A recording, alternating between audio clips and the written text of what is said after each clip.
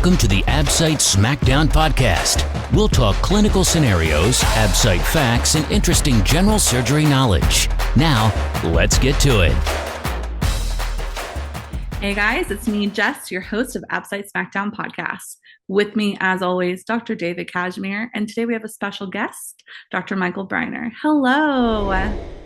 Hi, Jessica. It's good to be with you today. And to my colleague, Dr. Michael Briner, it's good to see you again. Thank you. And I'm proud to introduce my colleague, Dr. Briner. Michael Briner is the chair of surgery at the Edward Via College of Osteopathic Medicine in Virginia. He has an extensive breadth of knowledge and education on what we're talking about today. So it's really good to have him on. And Jess, if you don't mind, for the listeners, I'll run down some of those CV bullet points because I think it really adds to the talk today. Dr. Briner completed his plastic surgical education at Baylor and then went on to complete a cosmetics and aesthetics fellowship that rotated between several clinical sites, including Miami, Harvard, and Louisville. And he ended up working, as he fondly says, back at Baylor, where Dr. DeBakey was briefly his boss. And so, as usual in medicine, we see so many connections about things, but I couldn't be happier to work with Dr. Briner and to have him on the podcast today with you, Jess. It's a great day. Awesome. Well, welcome, Dr. Briner. We're so excited to have you today, and especially to talk about your book, which is Management of Facial Lacerations. And Dr. K says it's really good, which I trust him on his opinion, obviously. And what's great about it is, from what I've understood, that a lot of times when people come in with facial lacs, it's hard to do it and it gets pushed to plastic surgeons. Is that correct? Yes, that's correct. Yeah. So basically, the reason I wrote this book is, and Dr. Kashmir will tell you that more and more surgeons, and particularly specialists, are leaving the rural areas. Mm-hmm. And oftentimes family doctors, emergency room physicians are faced with simple and sometimes complex facial lacerations that they just do not feel comfortable in repairing. And what they have to do is they have to either pack up their child or pack up whoever has this laceration on the face, put them in a car, sometimes in the middle of the night in rural areas, and drive 3 to 4 hours to get to a general surgeon or a specialist to suture something that they just don't feel comfortable suturing. So when I first came to Edward Via College of Osteopathic Medicine, I realized and I know that one of our biggest charges is to help the underserved community. And we're not helping the underserved community when we're sending them to medical centers, when these physicians, primary care and ER physicians, if taught properly, can suture up these lacerations on their own. So I decided to write a book. So the first challenge of my book was, how was I going to illustrate these facial lacerations? I mean, I have done just about every facial laceration in the world, but you're not going to come in and there's some screaming kid and you're going to say, hey, Mom, do you mind if I take pictures and take 4 hours to close up this laceration because I'm writing a book? No, that's ridiculous. So I also teach an anatomy lab. So I thought, wow, I have all these fresh cadavers that I can use to illustrate in a step-by-step fashion how to completely repair just about any facial laceration that an ER doctor or family practitioner would face. And so I had a professional medical illustrator who was in the medical school, who is now, I think, her 3rd or 4th year general surgery residency. The Absite Smackdown Podcast is going live. Reserve your seat for our upcoming live Absite review conference. Can't travel? On call? No problem. This online conference is recorded so you can catch up anytime. Reserve your spot by visiting us at absitesmackdown.com and selecting latest news for more information. She applied professional makeup to these cadavers, and we blacked out the cadaver's eyes, and they looked like a real person. And so then I created multiple facial lacerations on these cadavers. I created them on the ear, the forehead, eyebrow, many different facial lacerations on the nose, many different type of lacerations on the lip. And I showed in my book a step-by-step approach by using the cadavers and taking pictures step by step from A to Z, how to repair these simple but complex lacerations. So now they should be comfortable, if they have this book, to be able to complete those repairs in a perfectly professional way and not send these patients 3 to 4 hours down the road, or have to wait 8 hours because Dr. Kashmir is in the surgery. And so it really is an interesting book, and it was a breakthrough for me. Well, and I'll tell you, just to echo some of that, I see a lot of books, just as part of the work that I do, and Jessica and the team, part of the work you have me do. I get to see a lot of books, and there's clearly a need for something like this. As Dr. Briner said, we see surgeons sort of graying out of the market in rural centers, and there's really nobody to help these people with these important issues besides our ER colleagues or primary care physicians or similar staff. So there's clearly a need for this, just as Dr. Briner said. But I'll tell you what really makes it such an interesting project, and now textbook to me, is the use of these moulaged cadavers, these cadavers that are set up to really be able to drive home exactly what these lacerations look like in the real world, or as close as we can get with a cadaver model. To me, that's a real difference maker.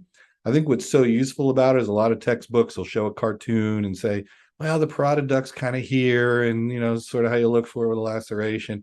But what's so interesting to me about how this book is done, and what's so clear about it, is you can absolutely see it, and it's just done in such a unique way. So I'm really glad to be able to talk about today. I think there's a strong need for this, and I also think that the way it's done is really very interesting. Thank you. Yeah. And so, can you guys educate me just a little bit? You were saying in these rural centers are having to send them. So most surgeons aren't in the rural centers. Is that what I'm understanding? No, Jessica, just to pick up on what Michael was saying, the issue is they're not, unfortunately. The trouble we're seeing in residency programs and beyond is that residents are finishing and often not going to fill the general surgical positions in rural centers. And that's why rural surgery, or you may call it sometimes global surgery if it's worldwide, or that type of model is being pushed so much now, because just like Mike said, our surgical colleagues are leaving rural areas and really nobody's coming to replace them. Yeah, and even if there is a general surgeon, they may or may not feel comfortable repairing a facial laceration, and they would if they read this book. But also if a rural Appalachian or anywhere, even in Florida or in Auburn, even if a rural area is lucky enough to have a general surgeon, they're only on call at most 1 out of 3 nights. And that's all they can take call. Okay. And so that means even if the hospital has a general surgeon, there's a 2 out of 3 chance that general surgeon is not going to be on call. Right. Yeah. So just as Michael says, the issue is either you don't have a general surgeon, you have one who's not on call, you have one who's not comfortable repairing it, or any combination of the three line up. And unfortunately, what we see is whether it's children or people with complex facial lacerations, just like Michael said, they get packaged up and transported long distances often to see either a plastics colleague or someone who is comfortable with the repair. Sometimes they even get a helicopter ride out of it for a facial laceration. It's a really challenging situation. And so there's such a need for a book like this. And beyond that, the way it's delivered is really very innovative for content. That's how I found it to be. Thank you. Thank you. You mentioned earlier, so you did your residency at Baylor, was that correct? Yeah, my plastic surgery residency, yes. Right. So, Texas is so large. I'm sure when you were there, as a resident, did you have a lot of them being shipped in then or helicoptered in when you were at Baylor? The Absite Smackdown Podcast, bringing you the best of your Absite review. Yes, at the Texas Medical Center, we saw everything. Yeah. It was, yeah. Yes, ma'am.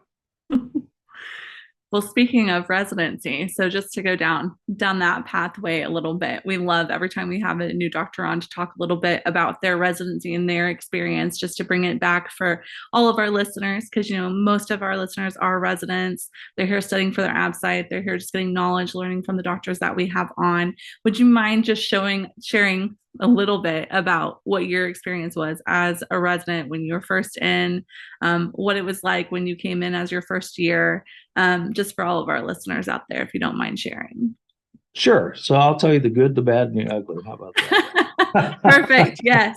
You don't like to share ugly, so I love when you guys do. Thank you. Yeah. So I'm thinking, Dr. Casimir, you're probably a little bit younger than I am. I'm not quite sure, but I started off, I did 4 years of general surgery at the University of South Florida. And back then you had to do general surgery before you can matriculate into plastic surgery. So I love general surgery. I really enjoyed the experience. It's just that we were working, David, 110 hours a week back then, but now it's changed. Now they have limits on the hours. And every year, I've been chair of surgery now, when I'm my 7th or 8th year. Every year we have more and more students that are interested in going into general surgery, because at first they don't think they want to, and then they rotate with someone like Dr. Casimir and they fall in love with it. And then I went into my plastic surgery residency, and that was just the greatest experience of my life. And it's one thing it's great to save a person that's had a gunshot wound to their heart. That's a great feeling. But I tell you what's even a greater feeling is watching the mother and father see their child with a cleft lip and palate smile for the first time. Yeah. And that's what got me hooked on plastic surgery. Yeah. That's a good feeling. It is. So Dr. K, you're over there repairing the bullet holes to the chest. He's making a baby smile. Everybody, I have a good team here. Everybody has their thing. I'll tell you, I have not had the extensive experience Dr. Briner has, clearly, with plastics and reconstruction. And yet I hear that echoed across colleagues, how fulfilling it can be in moments like that. And just like Michael said, despite the hours that we trained when we came through, there is something about that moment, whether you're temporizing a bullet hole in the heart, or an ED thoracotomy survives. It's often not that dramatic, tell you the truth. Those are moments that are pretty unusual in trauma, but do happen. Or my favorite, the kidney turns pink or the liver turns pink after it was just in a bucket of ice being back tabled. Just really, those are amazing moments, and they do keep us going as surgeons. And they do kind of remind us that the training can be challenging sometimes, now in modern ways, different challenges than we had.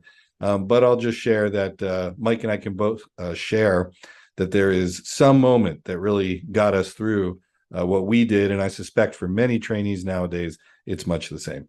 Right. So you guys both were in the days before the 80-hour work week. You don't even have to say your age. You can just say that. Yeah. Yes. Oh man. Okay. So that was so interesting. I guess I didn't realize that you did general surgery before you did plastics. I didn't realize that was a thing. So, Yeah. Back then you did. Now you match right out from medical school. that must be nice. Yeah, that we have combined programs now, Jessica, where you will do a portion, you'll be accepted into a program, you'll do a portion of general surgical training and then go on to complete your plastics training. And they were adopting that model across many subspecialties. Vascular has some programs that are similar, plastics, and really in general, we thought the American College of Surgeons was going to adopt that across all subspecialties. Hasn't quite gone that way, but there's still a lot of talk that more and more people are going to that model. And then the people who go into what sort of used to be considered general surgery, it is often called abdominal general surgery or something similar with sort of a bit of a different name. So very interesting how the training models have changed with time. The Absite Smackdown podcast is based on the best-selling review book, Absite Smackdown, the only Absite review with an entire video review course included. Visit absitesmackdown.com and pick it up today. Right. Well, I did find it interesting, Dr. Briner said about, when you get certain doctors in there and the students fall in love. I do know, you're both chairs of surgery at your school. So do you feel like being around these students and spending time with them, you've influenced them to want to be in surgery because of your love for surgery?